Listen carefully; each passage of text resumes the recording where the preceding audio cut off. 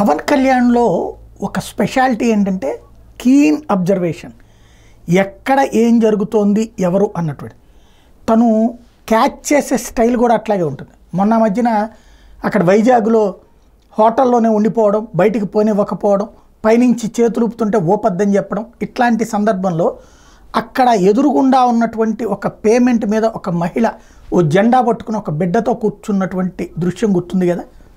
అది పెద్ద ఎత్తున వైరల్ అవ్వడం, చివరికి పవన్ కళ్యాణ్ మాట్లాడటం, అట్లాగే నాగబాబు గారు వాళ్ళ కుటుంబాన్ని మాట్లాడడం, ఇది చూసాం. అంటే తమని నమ్మే వాళ్ళని అంత కీన్గా అబ్జర్వ్ చేస్తుంది కుటుంబం.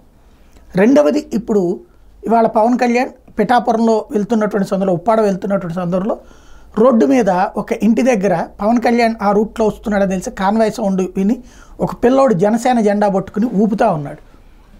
అది మామూలుగా ఎవరిదోని వాళ్ళు వెళ్ళిపోయారు. బట్ పవన్ కళ్యాణ్ ప్రత్యేకించి అది చూసి అబ్జర్వ్ చేసి వెహికల్ ఆపి దిగి అతనితో మాట్లాడడం అన్నటువంటిది, అక్కడ ఏం జనాలు ఏమి ఎగబడలేరు, అందరి మధ్యలో ఉంటే ఎవరో పిల్లోడితో మాట్లాడలేరు అనుకోవచ్చు.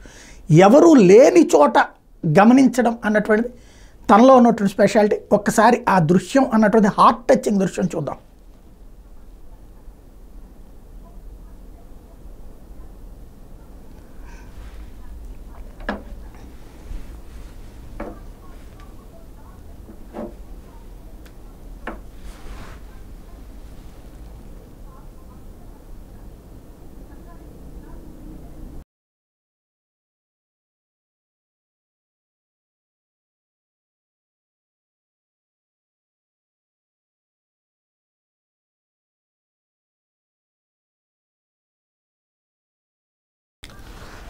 రాజకీయాలు అనేది అందరూ చేస్తుంటారు, కానీ రాజకీయాల్లో ఇదే కీలకమైనటువంటిది. అంటే మనల్ని నమ్మే వాళ్ళని, మనల్ని ప్రేమించే వాళ్ళని, మన అభిమానించే వాళ్ళని గుర్తించడం అన్నటువంటిది.